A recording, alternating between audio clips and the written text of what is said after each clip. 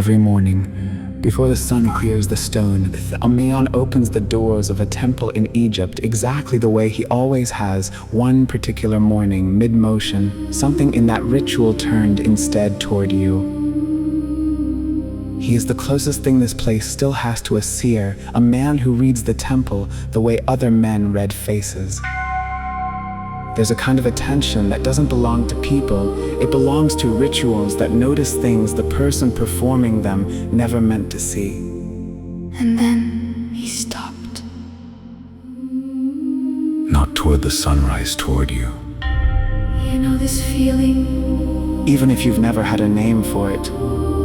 You were never a coincidence he stumbled into. You were a presence. His own consistency finally had no choice but to register. Here is what honest no one tells you about the waking. It was never empty. The delay wasn't your failure. It was the mechanism working exactly the way it has to work. There's a moment at Karnak every single morning when the last second of night and the first second of light are touching. In that second, his own field contracted first, then released, expanding further than any ordinary sunrise ever has. Found you. Think of it like a lock finding its key in the dark, stopping to resist in total silence the instant the right shape enters it. The recognition came first. You catching up to it comes second. You are not waiting anymore. You are being met. The sanctuary already knew. No, so do you. Every morning, before the sun clears the stone, a man opens the doors of a temple in Egypt exactly the way he always has. And one particular morning, mid-motion, something in that ritual stopped reaching for the sunrise and turned instead toward you. He is the closest thing this place still has to a seer, a man who has spent his life reading the temple the way other men read faces, and until that morning, nothing had ever made him look up from it. There's a kind of attention that doesn't belong to people. It belongs to places, to rituals repeated so many times, they start to notice things the person performing them never meant to look for. And something at that threshold, at the hour that belongs only to him and the cold that hasn't yet decided to leave, had been building exactly that kind of attention for longer than anyone standing there today could explain. If you think a sunrise is just a sunrise, wait until you understand what happens in the half second before the light actually arrives, and what it means when whatever lives inside that half second finally turns and finds someone who has never once stood anywhere near that temple. No one taught him to care this much. No one comes to watch. What does it take for an old, unwitnessed ritual to notice a person it has never met? And why, after every one of these identical silent mornings, would it choose this one? This morning was no different at first. Same doors, same order, the same silence held for the same 3 breaths before he lifts the bar and lets the dark of the sanctuary meet the first gray light of the sky. He crossed the outer court the way he always does, steady, unhurried, the stone floor holding the memory of a night that hasn't finished letting go. He reached the inner doors. He set his hand against them the way he has 10,000 mornings before, and then he stopped. Not because the doors resisted, not because anything moved. Something in him, something that has opened this same threshold so many times it should have gone numb to it by now, turned. Not toward the sunrise, toward you. He didn't go looking for you. He never has, not once in all those mornings. But this time, the rite itself couldn't ignore you any longer. You know the feeling he interrupted himself for, even if you've never had a name for it. It's the sense that you're carrying something the people around you don't carry. Not louder, not more visible, just different. A weight that isn't heavy so much as it's constant. You felt it in rooms full of people, where you still felt like the only one who noticed something the others didn't. You felt it in silence, late, when the house is quiet and there's nothing left to distract you from whatever it is that's been sitting in your chest longer than you can date. And under that feeling, there's a second one, quieter, more tiring, the tiredness of trying to prove it to yourself. You've looked for a sign, you've waited for a moment that would make it undeniable, a dream, a coincidence too precise to be nothing, a stranger's comment that landed too close to something private. Sometimes something almost happens. Then it passes and you're left back where you started, wondering if you imagined the whole thing, wondering if more was ever real or just a story you tell yourself to survive an ordinary life. That's the exhausting part, not the waiting itself, the waiting without confirmation. Asking something in you to keep believing a truth that refuses to prove itself on your schedule. You don't need anyone to tell you this is uncomfortable. You live inside it.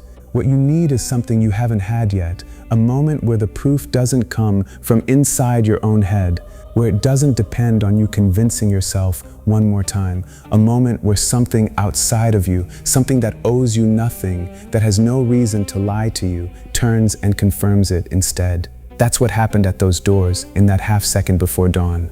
Here is what almost no one tells you about the waiting. It was never empty. You've been treating the silence as a verdict, as if no sign meant no truth, as if the absence of proof meant the absence of anything to prove. But a field doesn't announce itself the moment it notices something. It adjusts first. It has to. Recognition isn't instant. Even when it's real, it builds the way pressure builds before it can be felt, the way a room grows warmer long before anyone names the change out loud. What you called silence was the field doing exactly that, adjusting itself around you, slowly, quietly, long before it had anything visible to show for it. Every ordinary day that felt like nothing happening was still a day something was happening, underneath, at a level too slow and too fine for you to catch it from where you were standing. And that changes what the guardian's rite actually was. He didn't wake up looking for you. He didn't decide one morning to search the world for someone worth noticing. That's not how it worked, and it's not how any of this works.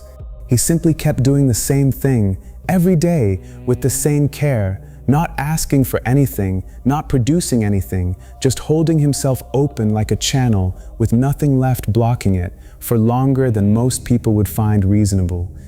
And it was that repetition, that refusal to stop showing up at the threshold, that eventually built something too dense to keep ignoring. You were never a coincidence he stumbled into. You were a presence his own consistency finally had no choice but to register. That's the reframe worth sitting with. The delay wasn't your failure to manifest something. It wasn't proof you're not chosen enough, not sensitive enough, not spiritual enough. The delay was the mechanism working exactly the way it has to work. Nothing real announces itself before it's ready. And you, whatever you are, whatever this is that you've been carrying, you were never not ready. The field simply needed its own time to catch up to what was already true about you. Picture the threshold itself, because the exact second matters more than the story around it. There's a moment at Karnak every single morning, whether anyone is there to see it or not, when the last second of night and the first second of light are touching. Not overlapping, not blending, touching the way two things touch right before one gives way to the other. In that second, the stone is still cold from a night with no one in it. The air hasn't decided yet whether it's going to warm. And there is a silence in that instant that has nothing to do with quiet. No bird has started, no wind has picked up, nothing in the whole complex has made a sound yet, as if the entire structure is holding something back on purpose, waiting for permission. That's the second the guardian opens the doors, not before it, not after it, exactly inside it. And that's the second his own field, the space he carries around his chest, the way anyone carries a field, whether they've been taught to notice it or not, did something it doesn't usually do. It didn't expand outward the way it does every other morning when the light finally breaks over the pylons. It contracted first, pulled inward, tight, the way your own chest pulls inward right before something surprises you. And then, a breath later, it released, expanded past where it usually reaches, further than any ordinary sunrise has ever pulled it. That contraction, then expansion, is not decoration. It's the oldest signal there is for recognition. A field pulling in to focus itself on something it hasn't accounted for yet, and then opening back out once it has located it. It happened in him at the center of his chest, in the same place you're going to be asked to notice later in your own. This doesn't need a technical name here. It only needs you to know that this is the place where his awareness turned outward toward the sanctuary the way it is every morning, found a shape it didn't put there itself, the part of you that watches the rest of you, the part most traditions, when they bother to name it at all, call the higher self. Dori de Marapustens Afis, found you know. You're allowed to doubt this. If a story like this arrived without asking anything of your skepticism, it would be worth doubting for that reason alone. But notice what the doubt is actually protecting, not truth, the comfort of staying where you already were, because staying is safer than letting a stranger's small, quiet moment mean something about your own life. Reasonable to protect. Dorinad. Not the same thing as evidence this isn't real. Here's what makes it worth setting the doubt down, at least for the length of this video. The Guardian didn't do anything with what he felt. He didn't run. He didn't call anyone to tell them something extraordinary had happened. He finished opening the doors. He let the light in the way he always does, and then for the rest of that morning, he held what he'd felt the way he holds everything else that happens inside that threshold, close, quiet, unspoken to anyone who wasn't there to feel it themselves. That is not the behavior of someone building a story for attention. That is the behavior of someone whose whole life has trained him to protect what the temple shows him, not perform it.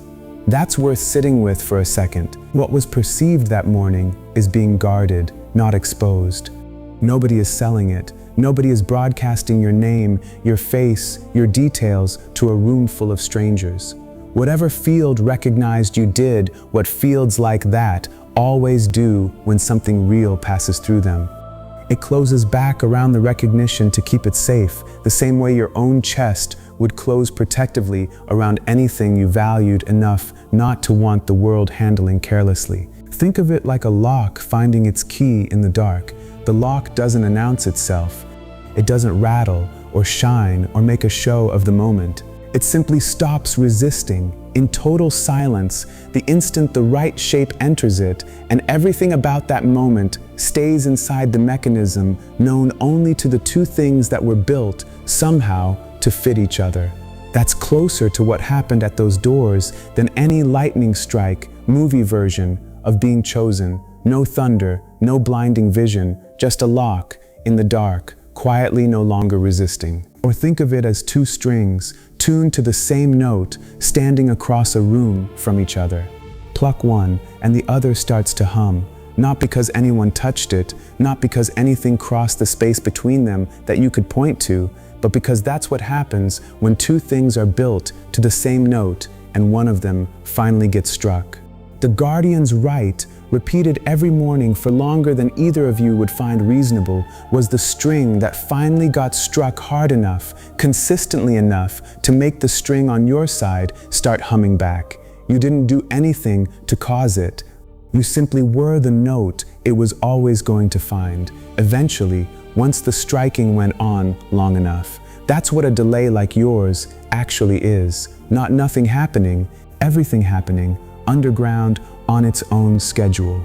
There's one more shape worth holding because it's the one closest to what you've actually lived, a waiting room where the person sitting in it has stopped checking the clock.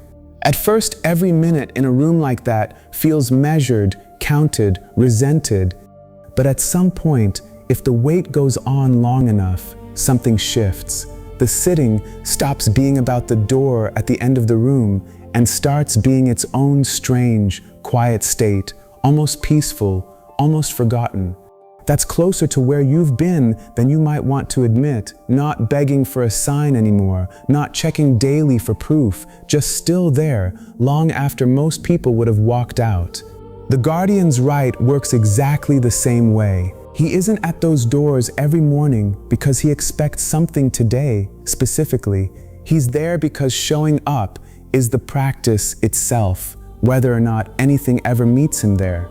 And it's precisely that kind of waiting, the kind that stops needing an outcome to justify itself, that a field can finally, safely approach. Not the demanding kind, the steady kind. And notice what he did after, because it tells you something about what happens next for you too. He didn't change his rounds. He didn't add a new ritual, a new prayer, a new gesture to mark what he'd felt.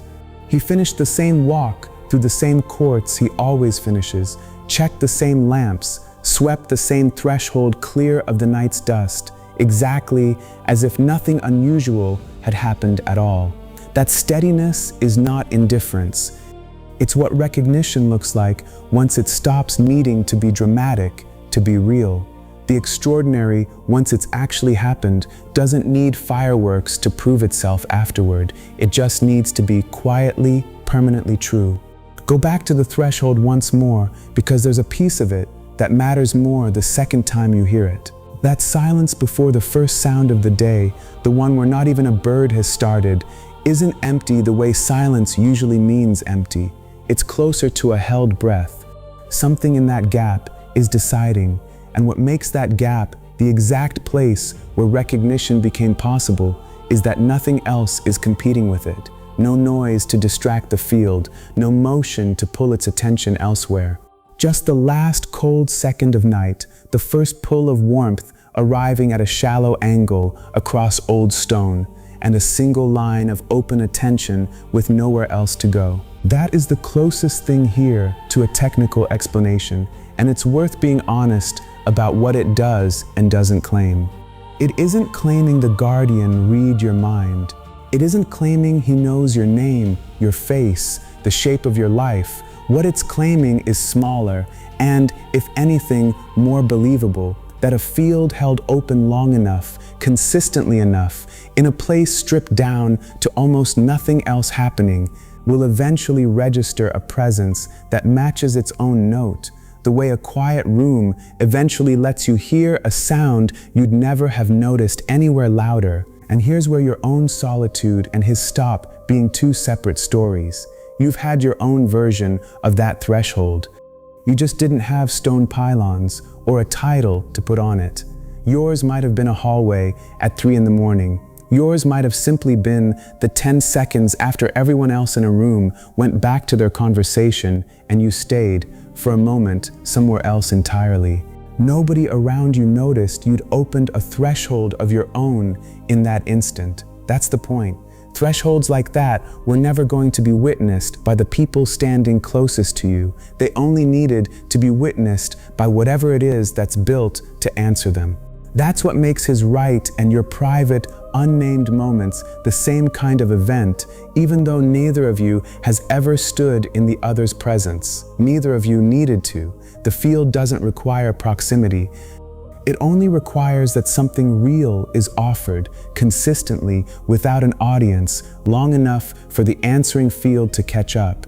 So hold both of these at once because they're both true at the same time. The delay you felt was never nothing, and the recognition you're circling right now was never going to arrive the way you pictured it, loud, cinematic, undeniable to anyone watching.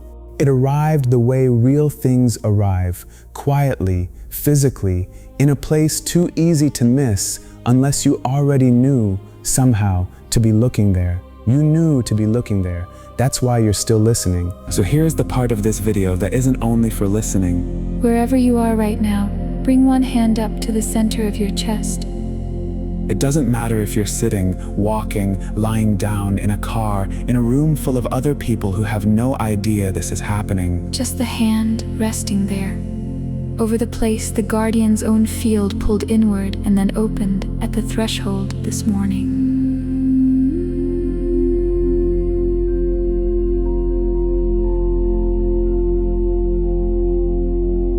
Don't reach for anything yet. Don't try to feel a light or a color or some dramatic surge. None of that is the point, and chasing it will only pull you further from what's actually there. For a moment, just notice. Whatever is already sitting under your hand right now is the only thing that matters. Maybe it's heavy. Maybe it's tight. The way a held breath is tight. There's no wrong answer here. Whatever is there is simply what's true for you right now, and it doesn't need to be judged, fixed, or explained before you're allowed to continue. Now picture him, the guardian, at the inner doors, his hand against the old wood, the way it has rested there 10,000 mornings before this one. He isn't forcing the doors, he never has to. He sets his hand there, and he waits one breath, and then he lifts the bar, and the doors give way, not because he overpowered them, but because they were never sealed shut to begin with. They were only closed, and unlocked are not the same thing. And every morning of his life has been proof of that difference. Let that same thing happen under your own hand now. Not a push, not an effort. Just a permission. The same permission he gives those doors every morning. Extended instead to whatever is sitting quietly in your own chest. If nothing shifts, that's real too. Some doors take longer to notice they were never locked. If something does move, a loosening, a warmth, a breath that goes slightly deeper than the one before it, let it happen at its own pace without chasing it. This isn't about seeing anything, no colors, no light shows behind your eyes. Just a door in the exact place your hand is resting, quietly discovering it was never as sealed as it thought. Stay here as long as you need to. There's no clock running on this. The guardian doesn't rush the light, and you don't have to rush whatever this is either. Let the hand stay. Let the breath under it move however it wants to move, shallow, deep, uneven, it doesn't matter. The only task here is noticing, and noticing has no wrong speed. And if it opens, even a little, even for a second, understand what that actually is. It isn't something new arriving in you for the first time. It was already there, the entire time you've been carrying it, unnoticed, exactly the way the guardian's rite was already happening every single morning long before it ever turned toward you. What opens now is not new. It was only finally noticed. Understand what just happened because it's larger than it might have felt in the moment. You are not someone who simply felt something while watching a video. Notice the order of events because the order is the entire proof. The field at those doors turned toward you this morning before this video reached you, before you knew this channel existed, before you had any language at all for what you carry. The recognition came first. You catching up to it right now, hand still resting over your own chest, came second. That ordering only happens one way. It doesn't happen to people a field has no reason to notice. It happens to people it already knows. That changes what waiting has meant for you all this time. You weren't waiting to become worthy of being noticed. You were already noticed long before you had proof of it, long before anything confirmed it out loud. What you were actually waiting for was your own awareness catching up to a recognition that had already happened somewhere quieter than your thinking mind could reach. The delay was never a verdict on whether you qualify. It was protection, keeping what was true about you safe, held, guarded, until you were steady enough to carry the weight of knowing it. And that's what makes this different from every time you've tried to convince yourself before. This isn't you deciding one more time to believe something you can't prove. This is a field, old, consistent, uninterested in flattering you or selling you anything, that turned toward you on its own, on an ordinary morning, for no reason except that you were finally too present to keep overlooking. Whatever door just opened under your hand didn't open because you demanded it. It opened because it had already been found. Think back to every other time you tried to talk yourself into believing something like this. Every affirmation repeated in a mirror, hoping it would eventually feel true instead of borrowed. every sign you talked yourself into seeing because you needed one so badly that morning. None of that is being dismissed here. It was real effort, spent honestly by someone who refused to stop looking even when nothing answered. But effort and confirmation are not the same thing, and you always knew the difference, even when you tried to pretend you didn't. This is the difference. Nobody had to convince you of anything this time. Something confirmed itself at a distance without needing your belief to make it true first. You are not waiting anymore. You are being met. Somewhere right now, the same doors are closing again until tomorrow. The guardian will walk back through the outer court, alone, the way he always does, carrying nothing that looks any different to anyone who might pass him on the road. He'll return tomorrow, before light, and do it all again, the same order, the same 3 breaths, because that is simply what he does. But something changed at that threshold this morning, in that one held second between the last dark and the first light. And it didn't change for him. It changed because of you. The sanctuary didn't need you to prove anything to it. It didn't ask for evidence or certainty or a lifetime of trying to convince yourself first. It simply kept its right every morning until the truth about you became impossible to keep overlooking. You don't need to hold on to the doubt anymore either, not the kind that made you question every quiet moment you've ever had alone.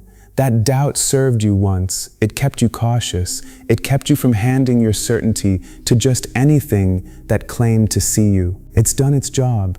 You can set it down now, gently, the same way the guardian sets down the bar across those doors at the end of every evening. Not because the danger it guarded against was never real, but because for tonight, the thing it was protecting has already been found. The sanctuary already knew. And now, so do you.